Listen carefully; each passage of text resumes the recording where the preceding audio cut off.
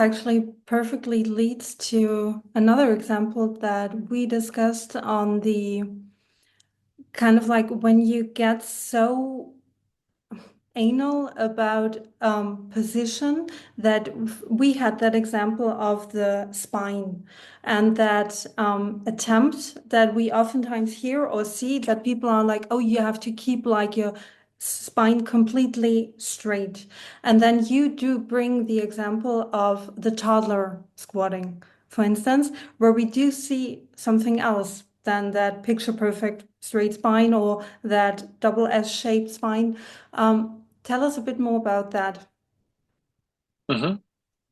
Okay, so first things first. I think we can all agree that you don't want your spine to move under load from your starting position to your finish position. Okay, what do I mean by under load? I'll tell you what it's not under load for me. So every body weight stuff that you can do, whether that's Brazilian Jiu-Jitsu, whether that's dancing, whether that's ballet, whether that's doing any sport that involves a ball, this is an unloaded spine for me. So now all the nerds are going to be like, but it's still technically loaded. It's like, whatever. This is unloaded for me. Loaded means external weights on your body, whether you're holding it in front, so on your belly and the front leg, or put it on your shoulders, doesn't matter. That's a loaded position for me. In a loaded position, the only thing I want to make sure is that your spine does not move, whatever your starting position looks like, towards the finish position of your spine. That means, and this is not about an S shape or some sort of weird form, whatever you give me for your current mobility, your current strength, whatever you want to call it, picking up something, the only thing I want to make sure is this spine position, this spine form you're in, picking stuff up, is not going to change once you have it picked up. That's the only thing I care about. That's just That's that point. I want to just interrupt you real quick because this is I kind of want to stress how different this is than the normal approach because I've always been told and I'm so used to also hearing other people being told not like, okay, let's work with what you have and let's bring that package and make sure that there is no movement. But it's always like, okay, that's your starting package and move this here, this there, and then let's start.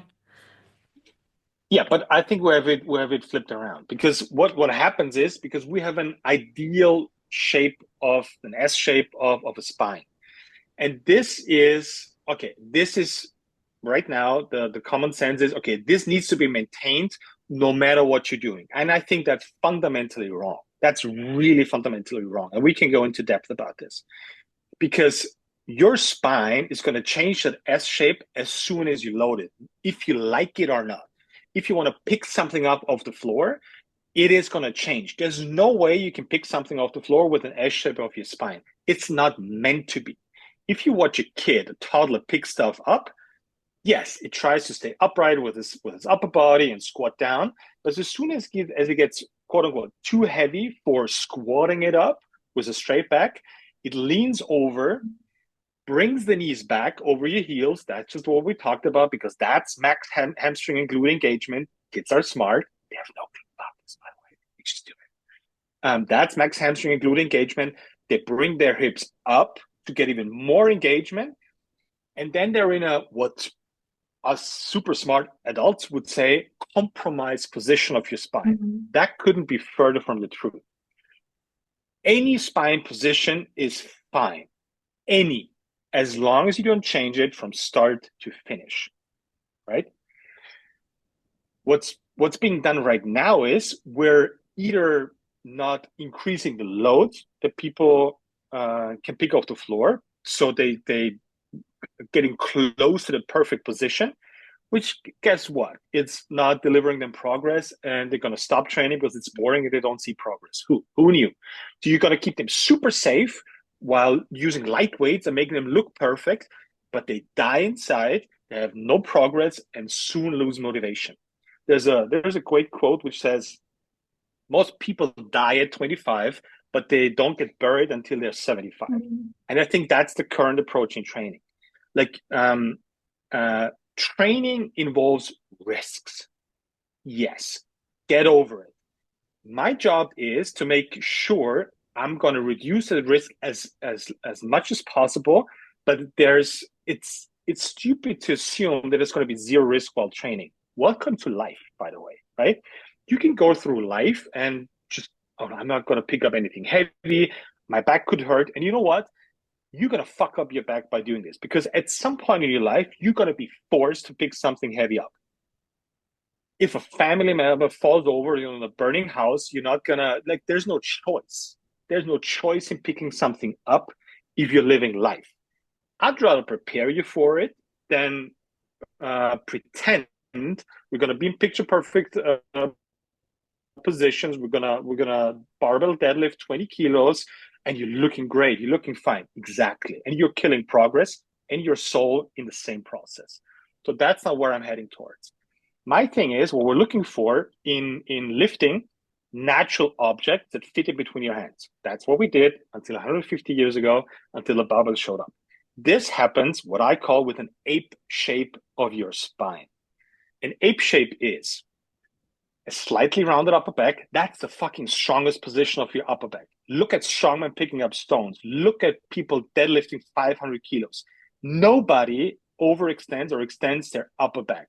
This is the shiny light stuff that you see on Instagram. Real people don't lift like this. The lumbar spine is going to be straighter than you think because once you bend over and your hips are starting to tilt, which is normal because your glutes turn on, your hamstrings turn on, your lumbar spine is going to be fairly straight and not in a weird, like whatever you kind of C shape anymore. This is the strongest position of your spine to lift stuff off the floor. Again, don't change the position from start to finish. That's what needs to be trained. That what needs to be loaded. And this is how we can win. And this is how we in the gym actually brought people back from herniated discs, like Mhm. myself, from herniated discs, from all the funky stuff that happens in your lumbar spine, if you don't know what you're doing. And stuff that's out there at the moment is exactly what you should be not doing. This is how we prepare people. This is the ape shape that everybody should learn, picking up stuff off the floor that fits in between your hands. This is what you should be learning. If you don't trust me, that's fine. And I only trust, to be honest, I only trust results that I create, toddlers, and studies that I personally fake. So that means I'm going to stick with the toddlers right here and not believe any movement scientists out there that have never lifted above 50 kilos in their whole life. Speaking Ranting of over.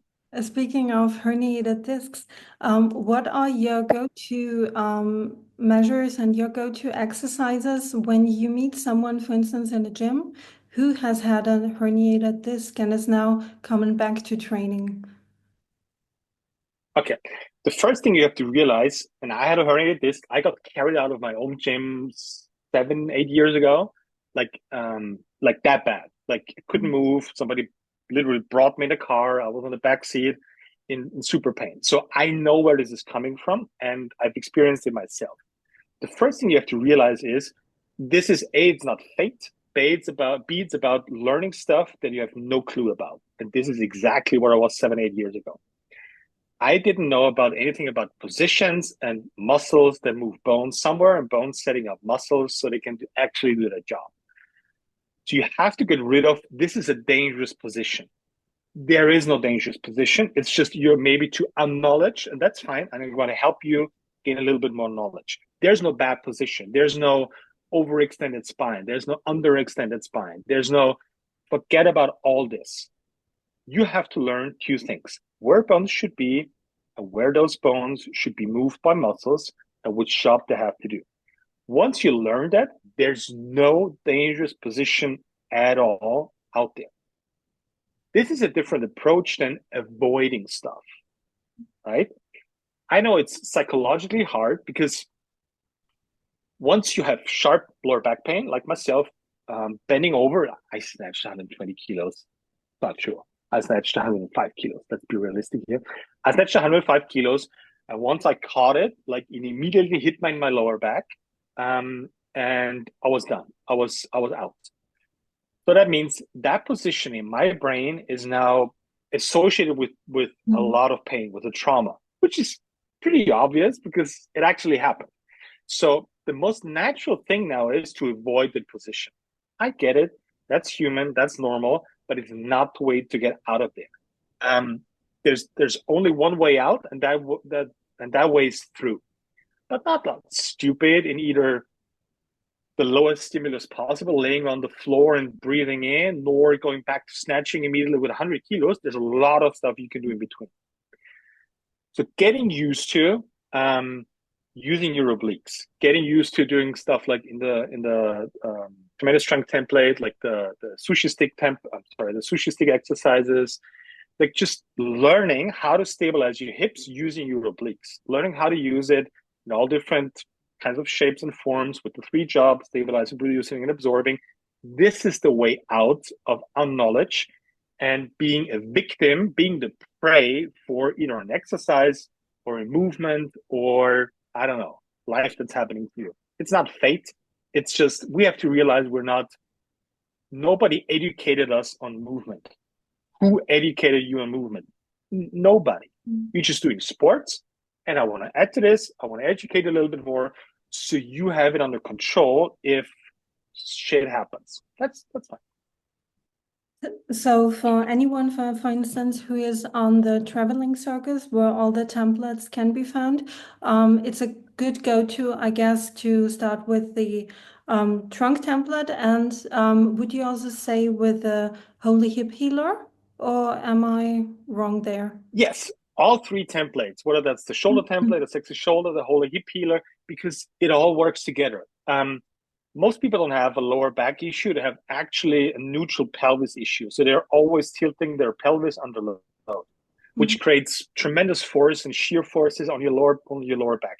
So you don't literally have like a spine problem. Most people don't even have like a trunk or ab problem.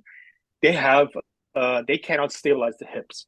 And as soon as the hips start moving either to the front or to the back, guess who's gonna pay the price? Because your lower back is gonna move with your hips, with your pelvis. Because guess what? Your sacrum and your lumbar spine are connected, and the sacrum is connected with the pelvis. So as soon as the pelvis moves, your lumbar spine has to move. The weird thing for me is everybody out there in the fitness world is teaching the ape shape. For example, when you're on your back and doing sit-ups, everybody tells people like, okay, press your lower back on the ground. How come?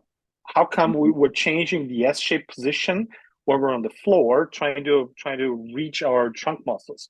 But all of a sudden, this is a bad position, around the back position, once you want to lift something heavy off the floor. I don't get it. So it's actually being done, just the dots are not connected yet.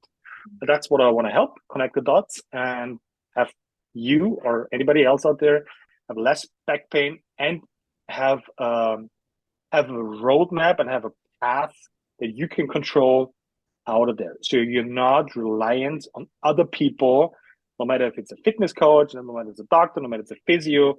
Educate yourself so you have your life under control. That's what a lot of people, including me, have been missing. And I would love to help educate that. Cool. Cool. I think we're done for the day. Yeah. Sweet.